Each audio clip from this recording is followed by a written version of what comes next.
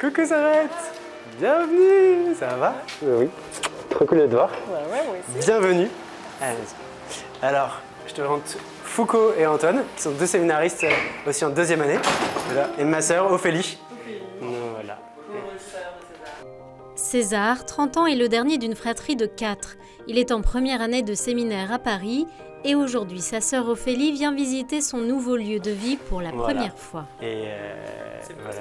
Mais ouais, donc en fait là, c'est quand tu regardes, tu as une donne sur la cour qui, en fait, hors période de travaux. Et voilà, donc dans tout cet espace, typiquement le caté le mardi, on a les enfants. Ophélie fait partie des premières à qui César a annoncé son désir de devenir prêtre. On est 4 équipes de 2 et on marche en binôme. Et donc en fait on a l'animation de la liturgie, donc la messe, les chants, les repas, donc Antoine là qui prépare ce soir, là savoir quel jour on peut faire les lessives. César nous parle toujours de ses frères, c'est une vraie vie communautaire, une vie de famille mais entre adultes. Cette visite permet à Ophélie de découvrir plus concrètement le choix de vie de son frère pour devenir prêtre depuis l'annonce de son entrée au séminaire il y a 2 ans. Et donc en fait j'ai annoncé à ma mère le soir quand je suis rentré chez elle. Et tous mes frères et sœurs n'étaient pas dans le coin le lendemain. Et donc je me disais, je peux pas attendre. En fait, je repartais à Londres le soir même. Et donc je les ai appelés un par un. Et c'était en même temps très joyeux, en même temps assez bizarre d'annoncer ça par téléphone.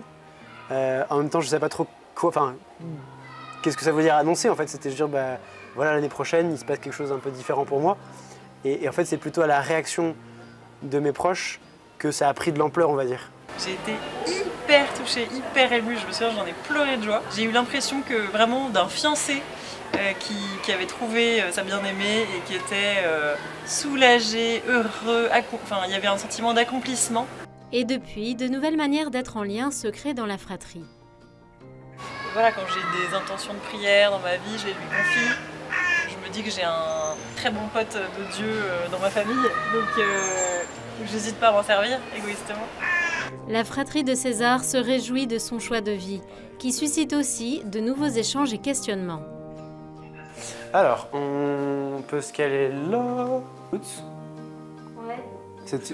On repasse toutes les étapes avant, on se rend compte qu'en effet, oui, il y a tout son cheminement, on l'a suivi, on l'a vu arriver. Et moi, je ne l'ai pas vu, j'étais trop près de lui pour le voir. Mais il est vrai que pour moi, ça a été un peu une grande nouvelle et un grand questionnement sur sa voix et par rebond, par ricochet, un questionnement sur moi en me disant c'est quand même c'est mon frère, on a le même sang, on a été élevés pareil, l'inné et l'acquis sont les mêmes, c'est vraiment la personne la plus proche de moi sur la planète entière. Et du coup, pourquoi lui, pourquoi pas moi? Voilà, il y a une question qui a eu peut-être en second temps.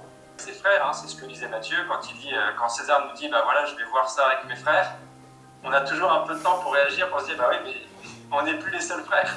Je trouve qu'il a une écoute encore plus grande qu'avant, une sorte de sagesse où il prend le temps de nous écouter vraiment jusqu'au bout.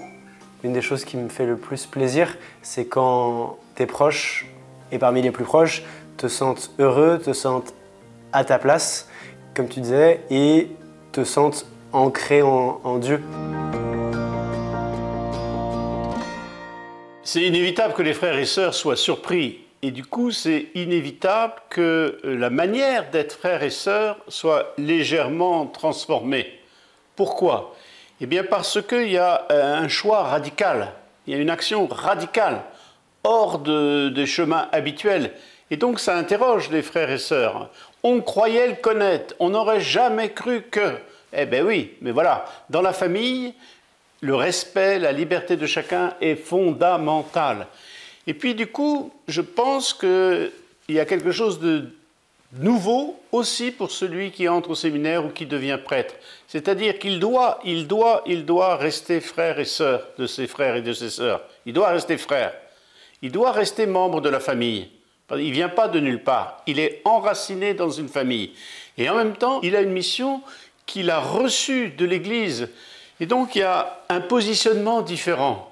Et c'est normal qu'il ait, pendant les vacances, pendant je ne sais pas quoi, moi, des rencontres, pendant les fêtes de famille, etc., qu'il ait un peu une attitude différente, sans être au-dessus, mais en même temps, il est différent. On se rappelle que Jésus, à Nazareth, la foule disait « Mais qui est-il » Il est bien le fils du charpentier, je ne comprends pas pourquoi il fait ça, pourquoi il fait ça. Eh bien, cette question-là, elle doit demeurer. Elle demeure tout simplement parce qu'il y a le mystère de Dieu qui vient et qui traverse la fratrie.